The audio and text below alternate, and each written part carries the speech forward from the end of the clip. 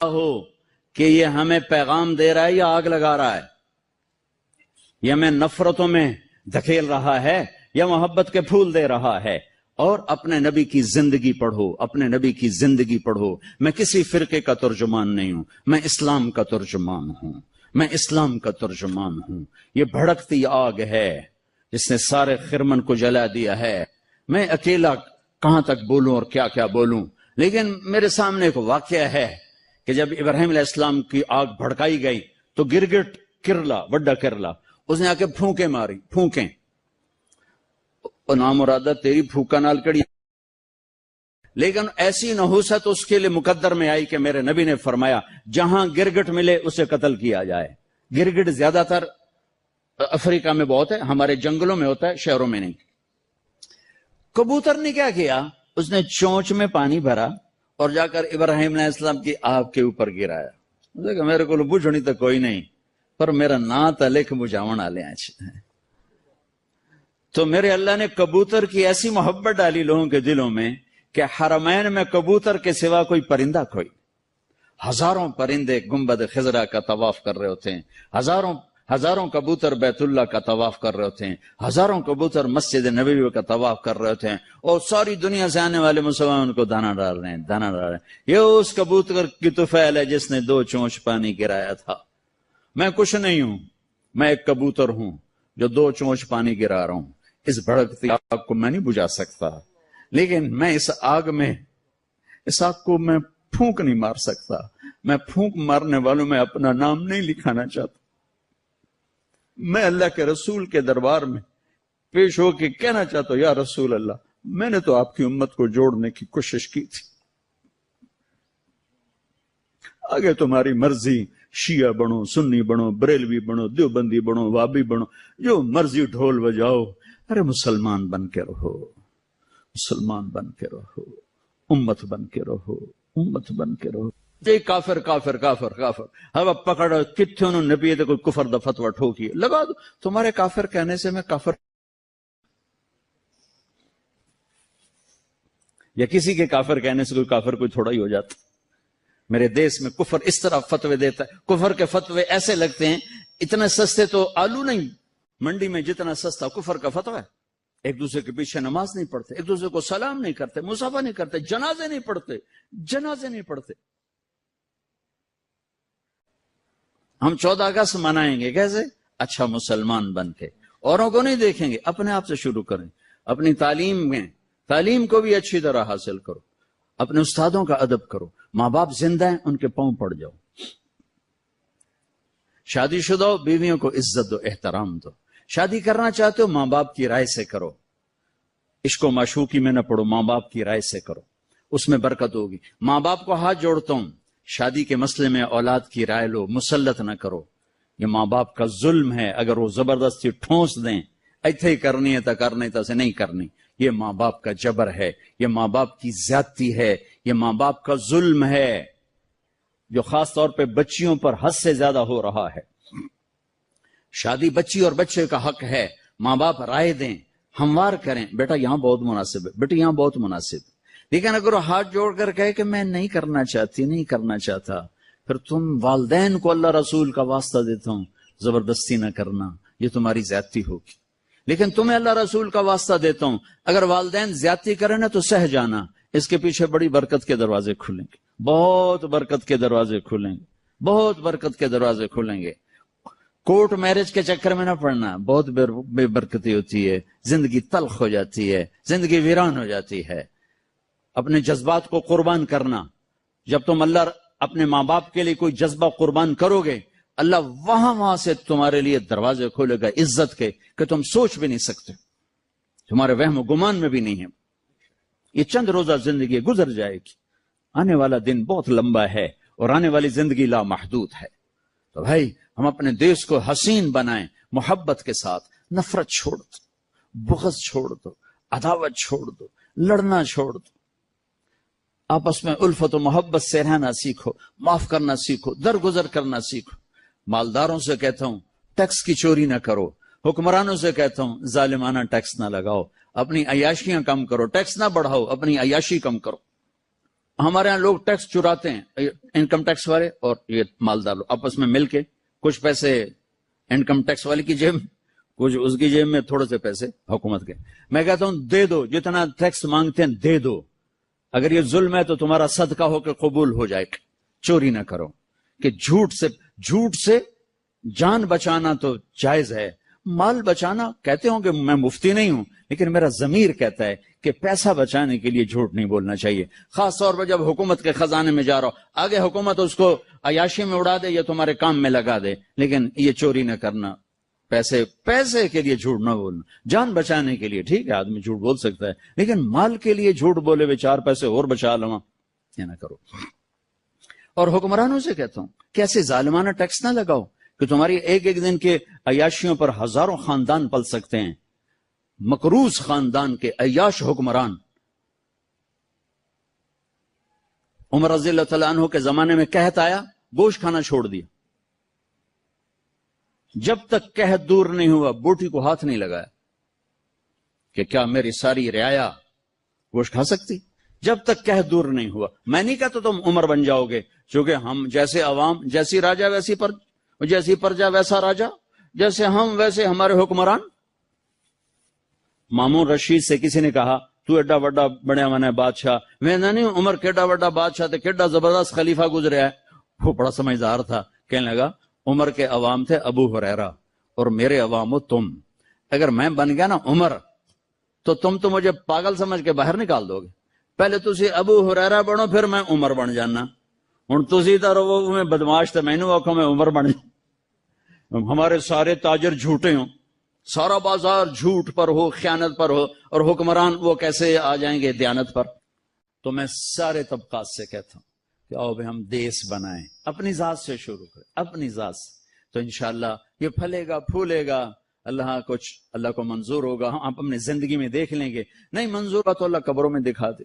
نیت کرتے ہو سارے بھائی، سارے نیت کرتے ہو نا؟ اور آخر میں ایک بات سب سے کہتا ہوں کہ تم سب ہمارے بچے اولاد ہو، آؤ یہاں سے توبہ کر کے اٹھیں، انشاءاللہ دعا قبول ہوگی۔ آپ سارے توبہ کی نیت کر لو، ٹھیک ہے؟ کرتے ہو توبہ؟ کہو میرے ساتھ یا اللہ میری توبہ، پھر کہو یا اللہ میری توبہ، پھر کہو یا اللہ میری توبہ۔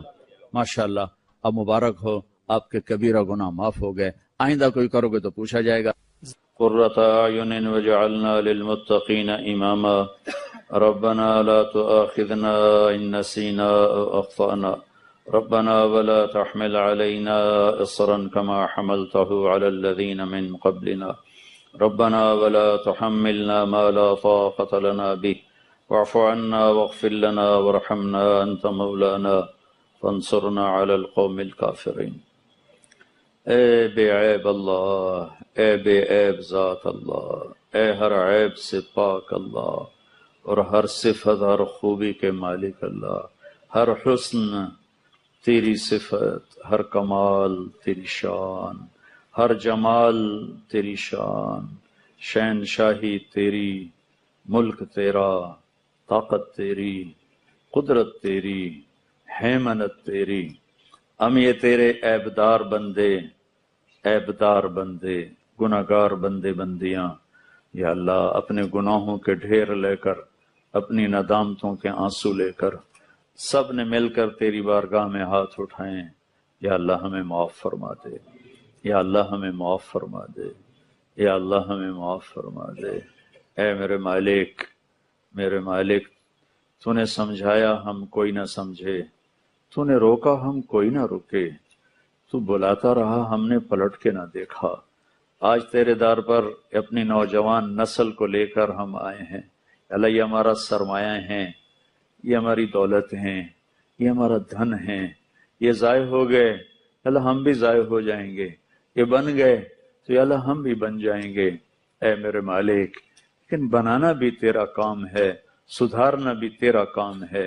ہماری اس نسل کو خوبصورت نسل بنا دے، ہماری اس نسل کو اعلیٰ ترین نسل بنا دے، ہمارے اس نسل کے دلوں میں تو بس جا یا اللہ۔ اس دل کو جو گناہوں سے بھرا ہوا ہے پاک کر کے اپنی محبت کا عرش بنا دے، اپنی معرفت کا عرش بنا دے، اپنے حبیب کی محبت سے بھر دے، اپنی محبت سے بھر دے۔ اے میرے مالک، موت تیزی سے قریب آ رہی ہے، اور دنیا تیزی سے دور جا رہی ہے. یا اللہ ہم ایسا غافل دے کے نہیں مرنا چاہتے جو تیری محبت میں نہ دھڑکتا ہو نہ تڑپتا ہو. ہم ایسی آنکھ لے کر نہیں مرنا چاہتے جسے تیری یاد میں نہ رونا آتا ہو نہ آنسو بہانے آتے ہوں. ایسی آنکھ لے کر نہیں تیرے پاس آنا چاہتے جو تیرے حبیب کی یاد میں نہ آنسو بہائے، نہ وہ دل ایسا چاہتے ہیں جو تیرے نبی کی یاد میں غمگین نہ ہو. یا اللہ اپنے لیے رونے والی آنکھ دے دے، اپنے حبیب کی محبت میں رونے والی آنکھ دے دے، اور اپنی یاد میں تڑپنے والا دل دے دے. اپنے حبیب کی محبت سے آباد دل دے دے. ہمارے سینوں کو ایمان کے نور سے روشن فرما دے. یا اللہ ہماری اس نسل کو روشن فرما دے. یا اللہ تو نے ہمیں یہ ٹکڑا دیا تھا کہ تیرا نام زندہ ہو، تیرے احکام زندہ ہوں، ماں کو عزت ملے، باپ کو احترام ملے. بیٹی کی چادر یا اللہ کوئی اتارنے والا نہ ہو. لیکن میرے مولا یہ سارا دیس آج ظلم و ستم کی چکی میں ہے. یا اللہ نہ میرا یہودیوں سے گلہ ہے، نہ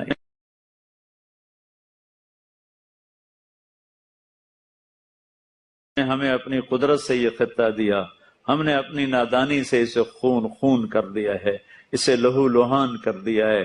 ہماری بیٹیوں کی عزتیں محفوظ نہیں، ماں باپ کی کا احترام محفوظ نہیں. بازار ہمارے بددیانتی کے اڈے بن گئے.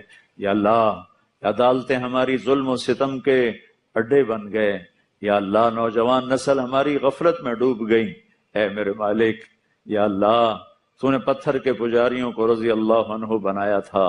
ہماری اس نسل کو، ہمارے اس خطے کو یا اللہ اپنی ہدایت کے نور سے روشن کر دے، اپنے ہدایت کے نور سے روشن کر دے. تو نے اسے اسلام کا قلعہ بنایا ہے، اسے اسلام کا مضبوط ملک بنا دے. پوری امت کو سنبھالنے والا بنا دے، پوری امت کو سنبھالنے والا بنا دے. یا اللہ ہر اٹھنے والی میلی آنکھ کو پھوڑ دے، ہاتھ کو توڑ دے، پاؤں کو کاٹ دے، اسکیموں کو فیل کر دے. یا اللہ جو اس ملک کے اندر رہ کر اس ملک کا برا چاہ رہے ہیں تو انہیں ہدایت دے دے. یا اللہ اگر ان کے مقدر میں ہدایت نہیں ہے تو انہیں عبرت کا نشان بنا دے. اس دیش کو میر جعفر جیسے لوگوں سے پاک کر دے، اس دیش کو میر صادق جیسے لوگوں سے پاک کر دے، اس دیش کو مرزا الہی بخش جیسے لوگوں سے پاک کر دے، اس دیش کو نجف خان جیسے لوگوں سے پاک کر دے، شجاع الدولہ جیسے لوگوں سے پاک کر دے جنہوں نے اپنے پیٹ کے لیے پورے ہندوستان کا سودا کیا. یا اللہ میرے دیش میں بھی یہ سب کچھ ہو رہا ہے، ہم بے بس ہیں، ہم تیری آج منت کرتے ہیں. ہمیں نیک لوگوں کے حوالے فرما، ہمیں سازشی لوگوں کے جال سے بچا لے، ہمیں نیک لوگوں کے سپرد فرما، ہمیں ہمدرد لوگوں کے سپرد فرما. یا اللہ اے میرے مالک، اے میرے آقا، اپنے تجھے رحمتوں کا واسطہ ہے، ہماری نسلوں کی حفاظت فرما. ہمارے راستے بے امن ہو گئے ہیں یا اللہ، ہماری مسجدیں بے امن ہیں یا اللہ، ماں پر نماز پڑھنے والوں کے لاشیں اٹھ کے گھر واپس آتے ہیں یا اللہ، اسکول جانے والوں کے یا اللہ خون و خون بدن واپس پہنچتے ہیں یا اللہ، معصوم بچے یا اللہ بھیڑیا بھی سوچتا ہوگا معصوم بچے پہ دانت اپنے گاڑوں پہ نہ گاڑوں، لیکن ہمارے اوپر ایسے بھیڑیے مسلط ہوئے میرے مولا جنہوں نے ہمارے چھوٹے چھوٹے معصوم بچوں کے سینے چھلنی کر دیے. اے میرے مالک آج ہم ان معصوم بچوں کا واسطہ دے کر تیری بارگاہ میں ہاتھ اٹھاتے ہیں. یا اللہ وہ تیرے پاس پہنچ چکے ہوں گے اور ہزاروں وہ بے گناہ یا اللہ ریڑھی چلانے والا بیچارہ جس کا نہ کوئی دشمن نہ دوست، اس کے بچے تو بیٹھے ہوتے ہیں کہ شام کو ابا تازہ آٹا لائے گا، اماں روٹی پکائے گی، ہمارے پیٹ کی آگ بجھے گی. میرے مولا کچھ دیر کے بعد پتہ چلتا ہے کہ باپ کی چند بوٹیاں گھر پہنچی ہیں، ٹوٹا ہوا بازو گھر پہنچا ہے، ایک دھماکے نے اس کی ریڑھی کو بھی بتاتے. علامہ زرکشی نے لکھا ہے کہ قرآن کا نام کوئی نہیں، قرآن تو کہتے پڑھی جانے والی کتاب، قرآن میں قرآن لے آوے جی، قرآن نام نہیں ہے، قرآن پڑھی جانے والی کتاب کو کہا جاتا. اگر قرآن کا کوئی نام رکھا جاتا تو یہ آیت اس کا نام بنتی ھذا بلاغ للناس، یہ پیغام ہے لوگوں کو پہنچانے کے لیے، یہ ہے اس کا نام. اگر رکھا جاتا یہ پیغام ہے لوگوں تک پہنچانے کے لیے. کون پہنچائے گا؟ کون پہنچائے گا؟ یہ امت پہنچائے گی. کیونکہ اللہ کے نبی نے کہا بلغوا عنی ولو آیا، میری کتاب کو پہنچاؤ چاہے تمہیں ایک آئے۔ قل واللہ سب کو آتی کہ نہیں آتی ہوئی؟ تو 4 ارب انسانوں تک اس پیغام کا پہنچانا ذمہ تھا۔ یہ اس امت کا اجتماعی جرم ہے جو نہیں ہو رہا، یہ کام نہیں ہو رہا۔ یہ ساری امت کے نیک بد اس جرم میں آ کے پھنس جاتے ہیں، گرفتار ہو جاتے ہیں کہ کائنات کے انسانوں کو یہ بتانا کہ اس کا بنانے والا اللہ ہے۔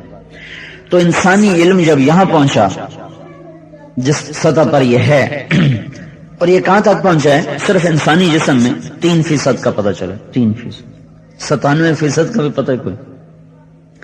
تو انسان ایک سیل تک پہنچا ہے، ایک سیل تک۔ وہ سیل 1 ملی میٹر کمزور نظر والے کو نظر ہی نہیں آتا۔ 1 ملی میٹر اتنا چھوٹا ہوتا ہے کہ وہ کمزور نظر والے کو دکھائی نہیں دیتا۔ اگر اس کے 1000 حصے کیے جائیں تو 1000واں حصہ تو آنکھوں سے غائب ہو جائے گا۔ بچہ دیکھ لے گا کہ یہ ملی میٹر، اس ملی میٹر کے اگر آپ 1000 حصے کرنا چاہیں تو 1/1000 ملی میٹر نہ نظر آنے والی چیز نہیں نظر آتا ہے۔ وہ جو ہمارا سیل ہے وہ 1/1000 ملی میٹر کے برابر ہے، یعنی اس کو آپ کئی 1000 گنا نہیں، کئی لاکھ گنا بڑا کرو گے نا، پھر وہ آپ کو نظر آئے۔ تو اس انسان نے ایسی چیزیں بنا لی ہیں کہ جو دیکھ لیتا ہے۔ وہ جو 1/1000 ملی میٹر ہے، اس کے اندر اس انسان کی پوری تاریخ لکھی ہوئی ہے۔ کتنی جلدوں میں؟ ایک انگریزی لندن کے نا لائبریری میں ایک کتاب ہے، وہ انسائکلوپیڈیا کی کتاب ہے، وہ اتنی موٹی کتاب ہے۔ وہ جو انسائکلوپیڈیا کی کتاب ہے اس کو سامنے رکھ کر اس 1/1000 ملی میٹر میں سے جو لکھا ہوا نکالا جائے تو اس کتاب کے برابر 928 کتابیں تیار ہوں گی۔ ان کو اگر اوپر نیچے رکھو نا، اوپر نیچے رکھو تو 250 فٹ اونچا مینار بن جائے گا۔ 250 فٹ اونچا مینار پورے فیصل آباد میں کسی مسجد کا نہیں۔ 1/1000 ملی میٹر میں اتنی کتابوں کا ذخیرہ رکھ دینا، تو یہاں آ کر انسان بولا، دہریہ بھی بولا، آپ پہ نہیں، کوئی ہے، کوئی ہے۔ تو اس دھرتی پر اللہ تعالیٰ نے 4 دن لگائے، فی 4 ایام، 4 دن میں نے تمہارے لیے خرچ کیے ہیں۔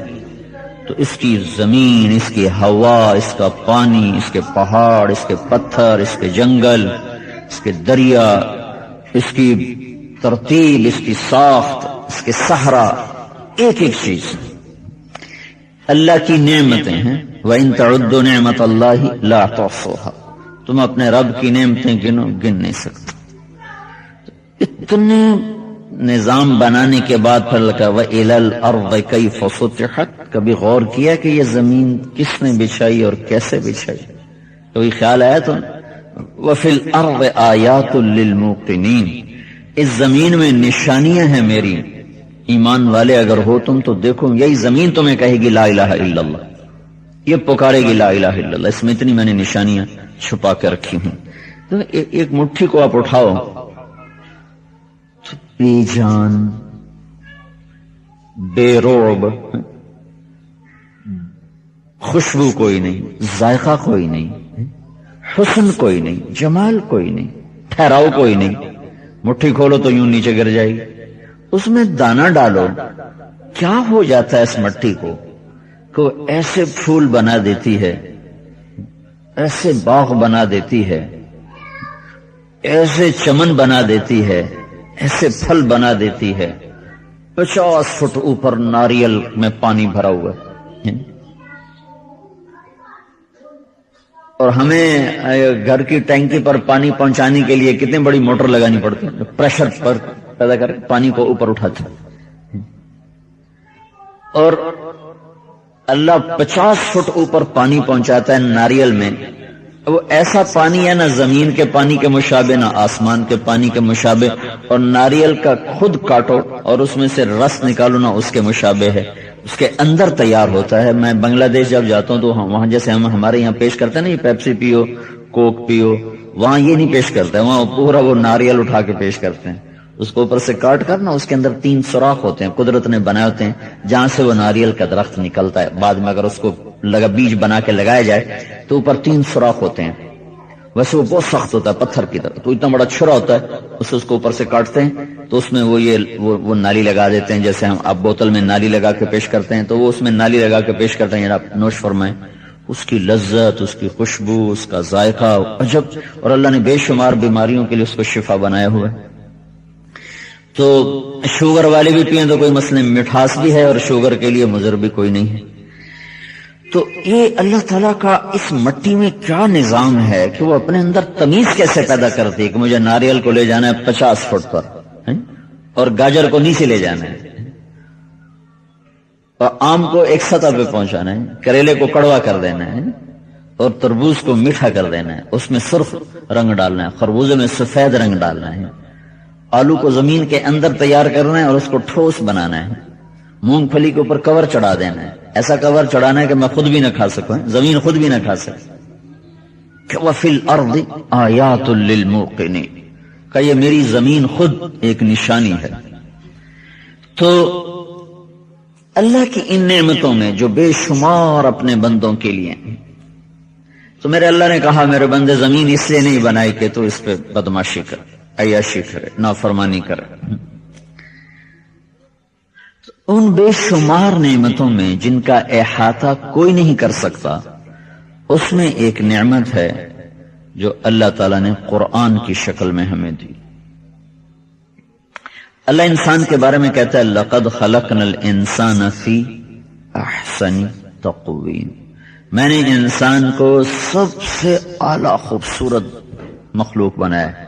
ساتھ ہی کہتا ہے ثُمَّ رَدَدْنَاهُ أَسْفَلَ سَافِلِينَ، لیکن میں اسی کو سب سے بدترین بنا دیتا ہوں، سب سے ادھر احسن ادھر اسفل، ادھر اجالا ادھر اندھیرا، بلندی پستی ہے، دو انتہا، بیچ میں کوئی نہ ادھر بیچ ہے نہ ادھر بیچ، انتہا احسن، پستی میں انتہا اسفل، اسفل سافلین پستیوں کی حد، اور احسن تقویم بلندیوں کی حد، ادھر بھی بلندی اور ادھر پستیوں کی پستی۔ تو یہ پست کیسے بنتا ہے اور اعلیٰ کیسے بنتا ہے، یہ علم اللہ تعالیٰ نے قرآن کے ذریعے سے اپنے بندوں کو دیا۔ تو اللہ تعالیٰ کی وہ جو بے شمار نعمتیں ہیں ان کو تم گنو تو گن نہیں سکتے، ان بے شمار نعمتوں کو پھر اللہ تعالیٰ نے ایک صورت میں ہمیں گنوانا شروع کیا ہے، اور ہر نعمت کے بعد کہا اب بھی میری نعمتوں کو ٹھکراؤ گے، اب بھی میری نعمتوں کا انکار کرو گے، کون کون سی میری نعمت پہ ناشکری کرو گے، کون کون سی میری نعمت کا انکار کرو گے۔ تو اس کا نام ہے سورۃ الرحمن، اور اس میں ہر آیت کے بعد فَبِأَيِّ آلَاءِ رَبِّكُمَا تُكَذِّبَانِ چلتا چلا جاتا ہے۔ تو اس کو کہتے ہیں عروس القرآن، قرآن کی دلہن، سورہ رحمان کو کہتے ہیں قرآن کی دلہن، اور یہ شروع ہو رہی ہے الرحمن، اس کا تعارف ہو رہا ہے الرحمن۔ ان المتقین فی جنات و نہر، پچھلی صورت، تقوی والے جنت میں ہوں گے، نہروں میں ہوں گے۔ فی مقعد صدق، بڑا عالی شان مقام ہے، عند ملیک مقتدر، بہت بڑے بادشاہ طاقتور اقتدار والے کے مہمان ہوں گے۔ بڑے آدمی کا مہمان بھی تو موجیں کرتا نہیں، بادشاہوں کے مہمان جا کے بنو تو اپنے شایان شان آپ کی مہمانی کریں گے نا، آپ کے شایان شایان آپ کا استقبال کیا جائے گا۔ تو اوپر سورت ختم ہو رہی سورت قمر، اور سورہ قمر میں آخر میں اللہ تعالیٰ ارشاد، پہلے مجرمین کی بات آتی ہے کہ فلانے کو پکڑا، فلانے کو پکڑا، فلانے کو پکڑا، فذوقوا مس سقر، اور فحملنا علی ذات الواح ودسر، یہ پچھلی قوموں کے نام آ رہے ہیں۔ پھر آخر میں اللہ تعالیٰ ایمان والوں کو بتاتا ہے کہ وہ کہاں ہوں گے؟ کفی جنات، بڑے عالیشان باغات، اور کہاں؟ ونہر، اور نہریں، ایک نہر نہیں، انہار ہیں۔ یہ کہاں ہیں؟ فی مقعد صدق، یہ دھوکے کا گھر نہیں، یہ سچائی کا گھر ہے۔ دنیا کو کہا دار الغرور، اور اس سے کہا مقعد صدق۔ غرور کہتے ہیں دھوکے کو۔ جو کچھ آپ دیکھ رہے ہو نا، اس سب کو لگ رہا ہے یہ دھوکہ ہے، ہر شے، اور موت پہ نظر آتا ہے کہ واقعی دھوکہ تھا۔ اور اس کو آج کی سائنس نے ثابت کیا کہ یہ دھوکہ ہے۔ اور اس کے مقابلے میں جو اگلا گھر ہے تو اللہ کہہ رہا مقعد صدق، وہ سچا کھرا، دھوکہ نہیں، چھوٹا نہیں، کھرا گھر ہے۔ کس کے مہمان ہو وہاں؟ عند ملیک مقتدر، وہ بہت بڑا بادشاہ، وہ بڑے اقتدار والا ہے۔ وہ کون ہے؟ صرف چونکہ اتنا تعارف ہے نا، اور ذات کو پہچانا جاتا ہے صفات کے ساتھ، صفات کے ساتھ۔ میں وہاں نہر سے گزرا تو اس پر لکھا ہوا تھا محمد طارق جمیل، میاں محمد طارق جمیل، یہ میرا وراثتی جو باپ کی طرف سے زمین وراثت میں ملی ہے، اس میں یہ میرا نام ہے، میاں محمد طارق جمیل۔ تو وہاں بھی لکھا ہوا ہے۔ تو میں کہا اتنی مشابت میں نے زندگی میں طارق جمیل تو کئی ملے، لیکن یہ پورا وراثتی نام اکٹھا ہو جائے پہلی دفعہ زندگی میں دیکھا۔ لیکن پہلے لکھا تھا ڈاکٹر، تو ڈاکٹر سے تمیز ہو گئی کہ مولوی ہو رہے، ڈاکٹر ہو رہے، مولوی طارق جمیل ہو رہے تو ڈاکٹر طارق جمیل ہو رہے۔ تو ذات جو الگ ہوتی نا، صفات سے الگ ہوتی، صفات کے ذریعے سے ذات میں تفریق ہو، اے ہو رہے، اے ہو رہے۔ تو یہاں چونکہ ایک اجمالی بات، بہت عظیم بادشاہ ہے اور بڑا طاقتور ہے۔ یہ کون ہے؟ کون کا؟ الرحمن۔ یہاں سے اگلی سورہ شروع، الرحمن۔ چونکہ ملیک اور مقتدر میں ہیبت تھی نا، جلال تھا، تو اگر تم کسی بڑے کوڑے آدمی کے مہمان بن جاؤ تو ایمن صاحب تھوڑا سکیا رہنا میں پتہ نہیں تھوک سٹی ہے کہ نہ سٹی ہے، نہیں کوڑے بندے دے مہمان بنے ہیں، پانی پیوی کہ نہ پیوی، تو ایک ڈر رہنا تھا نا۔ تو اس لیے ملیک و مقتدر کے لفظ جلال کو بتاتے تھے، ہیبت کو بتاتے تھے، کبریائی کو بتاتے تھے۔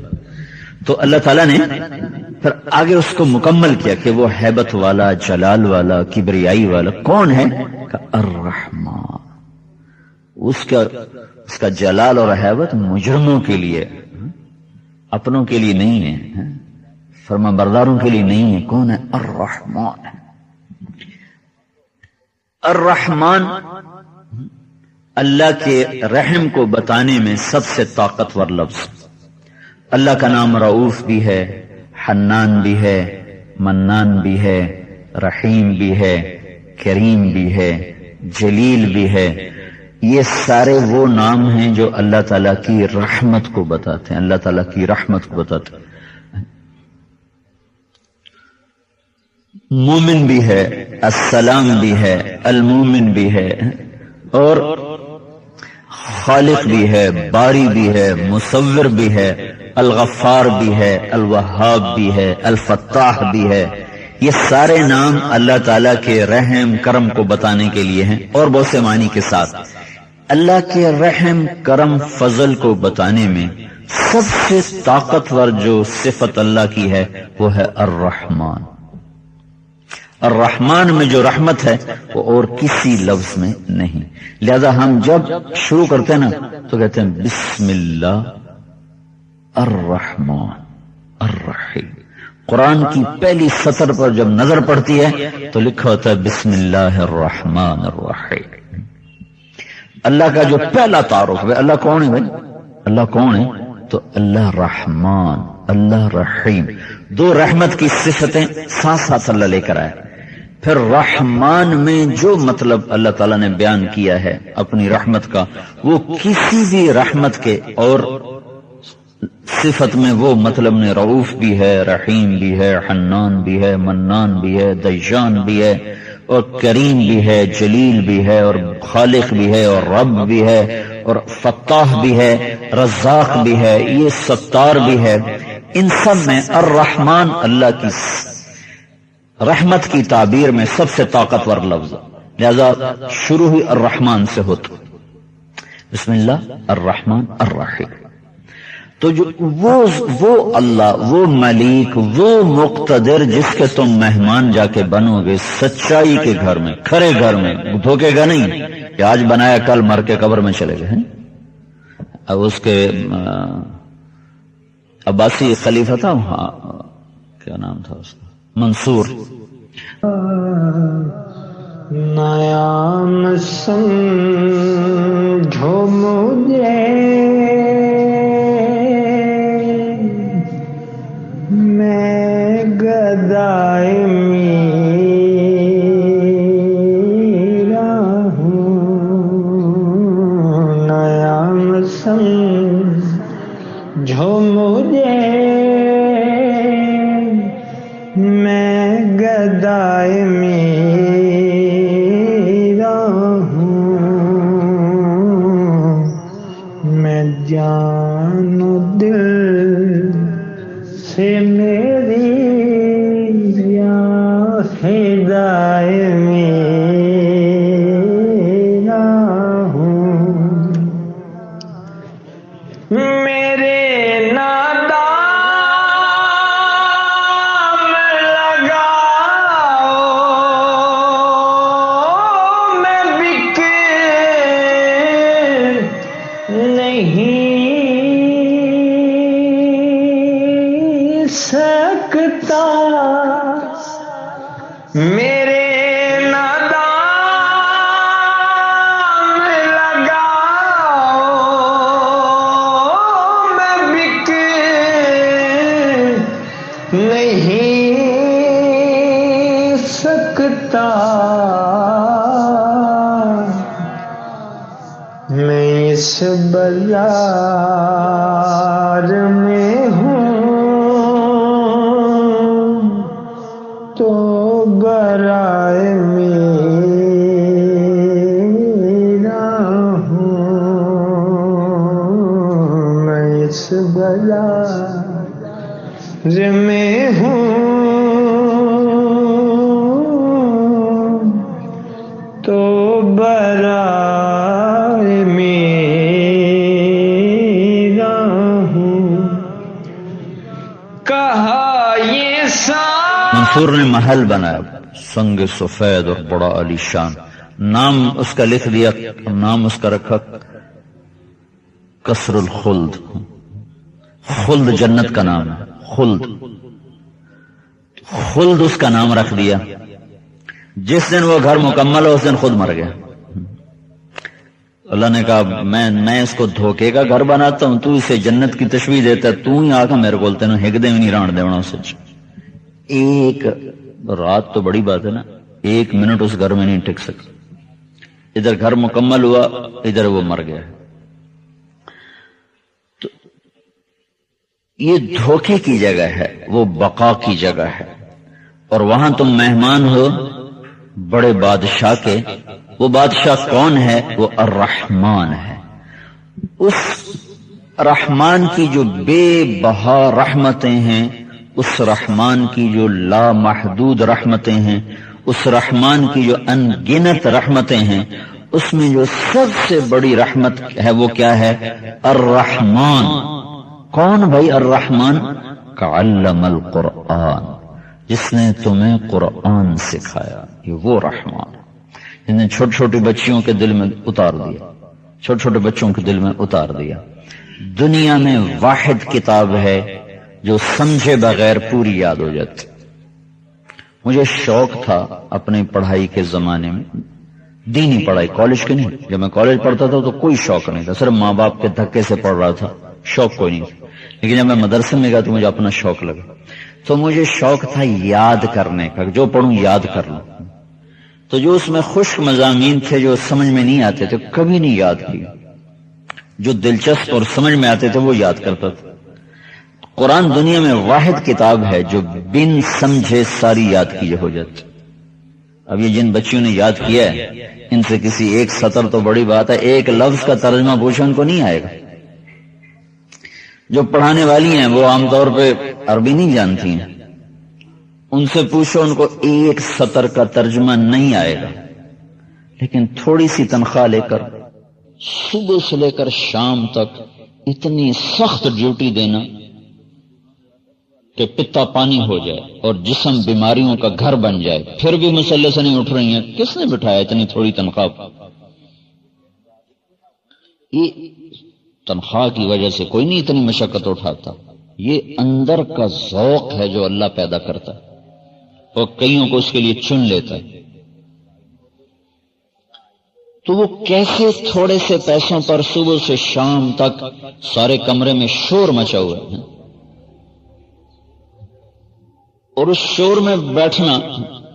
میں ایک مدرسے میں گیا، ادھر یہ دارالقرآن، تو وہ وہاں ایک بڑا ہال تھا، اس میں بچے سارے قرآن پڑھ رہے تھے اور ان کے 3-4 استاد وہاں بیٹھے تھے۔ وہ اتنا شور تھا کہ میں وہاں 5 منٹ نہیں بیٹھ سکا، میں وہاں سے اٹھ گیا۔ میں نے ان سے کہا قاری صاحب تھوڑی بخشش سے تھا ایو رولا ہی سا جڑا کہ وہ یاد کرنے والوں کو بھی ایسا ذوق دے دیتا ہے کہ وہ انہیں سمجھ میں بھی نہیں آ رہا ہے۔ اور یہ ماں باپ کتنی مشقت اٹھا رہے ہیں، صبح چھوڑنے آ رہے ہیں، عصر میں لینے آ رہے ہیں، اور سامنے کوئی ڈگری نہیں ہے، کوئی عہدہ نہیں ہے، اس سے ہماری بیٹی کو یہ عہدہ مل جائے گا، یہ ڈگری مل جائے گی، کچھ بھی نہیں۔ یہ اللہ کا غیبی نظام چل رہا ہے۔ الرحمن، رحمان، میں نے رحمان کا تھوڑا سا آپ کو بتایا۔ اس رحمان نے کہا میری رحمتیں جو لامحدود ہیں، اس میں سب سے اعلیٰ سب سے بڑی رحمت کیا ہے؟ میں نے تمہیں قرآن سکھایا۔ کیسے قرآن سکھایا؟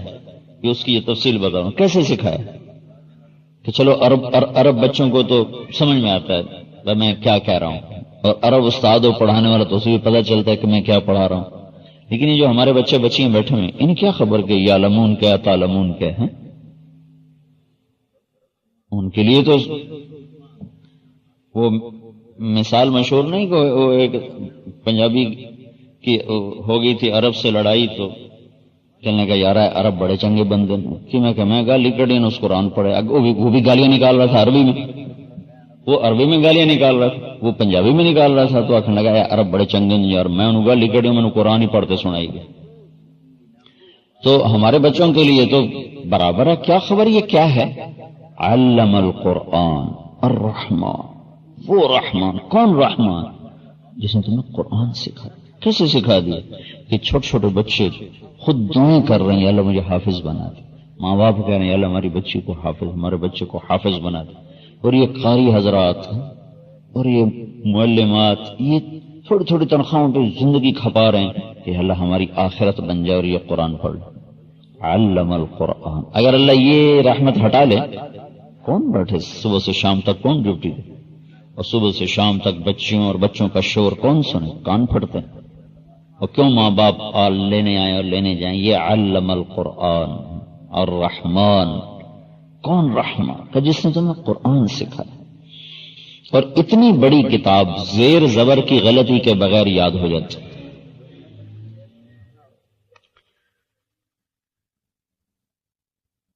رائن میں جب پڑھتا تھا نا تو حفظ کا شعبہ بھی تھا، غیر ملکی بچوں کے لیے تھا، غیر ملکی بچے حفظ کرتے تھے۔ تو جب کوئی بچہ حافظ ہو جاتا تھا تو مولانا جمشید صاحب فرماتے تھے کہ جو بچہ صبح سے لے کر شام تک قرآن سنائے اور بغیر اٹکن کے سنائے وہ اس کو ہم پاس کریں گے، باقی نہیں۔ اگر اتنا بھی ہوتا تو کہتے کل آؤ کے سنو، اٹکتا ہے نا تو اتنے پر بھی کہتے کل۔ تو کتنے بچے میری آنکھوں کے سامنے، میں کتابیں دینی پڑھتا تھا، استاد مولانا جمشید صاحب غیر ملکی بچے جو تھے ان کو حفظ کراتے تھے، تو جن کا مکمل ہو جاتا تھا وہ اپنی تیاری کرنے کے بعد تہجد میں شروع کرتے تھے اور عشاء کو جا کر وہ والناس پہ پہنچتے تھے بغیر اٹکن کے، کے بغیر پہنچتے تھے۔ تو یہ دنیا میں منفرد چیز ہے، یہ واحد کتاب ہے جس کے ساتھ اللہ تعالیٰ کا یہ نظام چل رہا ہے۔ 1935 میں جرمنی بہت طاقتور ہو گیا تھا، 1940 میں اس نے جنگ ہی چھیڑ دی تھی، تو اس کے پادریوں نے نا تورات اس کو بائبل کو اکٹھا کیا، انجیل کے 70 نسخے اکٹھے کیے۔ تو ان نسخوں میں ان 70 کتابوں میں اتنا ہیر پھیر اور اختلاف تھا کہ دن اور رات کا فرق، وہ حیران ہو گیا بھئی یہ کیا آسمانی کتاب ہے کہ اس میں ایک مضمون اس کتاب میں کسی اور طرح، دوسرے میں کسی اور طرح، تیسرے میں کسی اور طرح، یعنی کوئی شے رلدی کوئی نہیں۔ تو پھر ان کو خیال ہے کہ مسلمانوں کا قرآن اکٹھا کرو، اس کو بھی چیک کرو۔ تو اپنے تو انہوں نے 70 نسخے اکٹھے کیے اور قرآن کے 40,000 نسخے اکٹھے کیے۔ اور 1935 میں پریس کوئی نہیں تھا، زیادہ ہاتھ کے نسخے تھے، تھوڑا بہت پریس کا کام تھا۔ 40,000 نسخوں پر انہوں نے بیٹھ کے شروع سے لے کر آخر تک پوری تحقیق کی، کسی ایک جگہ بھی زیر زبر کا فرق بھی نہ دیکھ سکے۔ تو وہ مجبور ہو گئے یہ ماننے پر کہ کوئی ہو رہی کا چکر ہے، یہ ہیٹھ والا چکر کوئی نہیں، پر ایمان تو مقدر سے ملتا۔ تو یہ الرحمن، کون الرحمن میں کہا علم القرآن۔ اچھا اس کے بعد کہا خلق الانسان، سب سے بڑی رحمت کیا ہے؟ اس نے تمہیں قرآن سکھایا۔ اس کے بعد بڑی رحمت کیا ہے کہ اس نے انسان بنایا۔ اس کے بعد بڑی رحمت کیا ہے کہ اس نے تمہیں بولنا سکھایا، کیونکہ دنیا میں صرف انسان بولتا ہے، کوئی چیز نہیں بولتی سوائے انسان۔ زبان تو اور مخلوق کی ہم سے بھی بڑی، کتنی لمبی لمبی زبانیں، گائے کی، بھینس کی، اونٹ کی، زرافے کی، کتنی لمبی لمبی زبانیں، کتے کی باہر نکلی ہوتی، نہیں بول سکتے۔ ہم اپنے احساسات کو الفاظ میں ڈال لیتے، اور آگے ایک انتہائی پیچیدہ نظام کے ساتھ آگے آپ کے کانوں سے ٹکرا کر وہ مفہوم میں تبدیل ہو رہا۔ میرے بولنے آپ کے سننے میں کوئی فاصلہ تو نہیں ہے؟ نام سمجھو مجھے میں گدائے میرا ہوں، نام سمجھو مجھے میں گدائے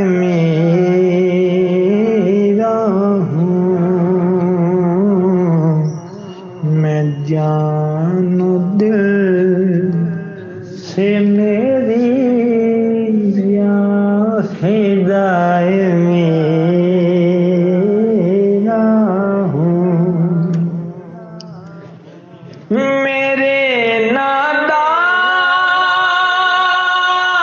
لگاؤ،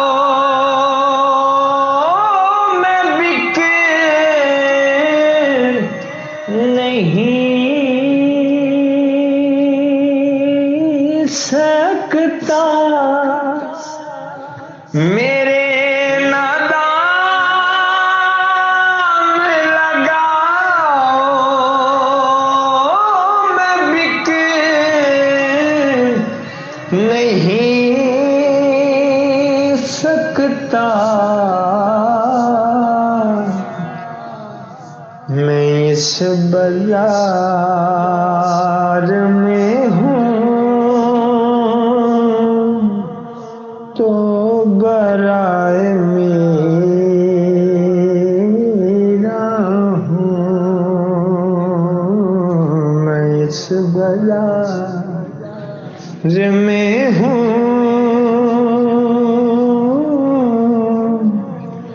تو برائے میرا ہوں۔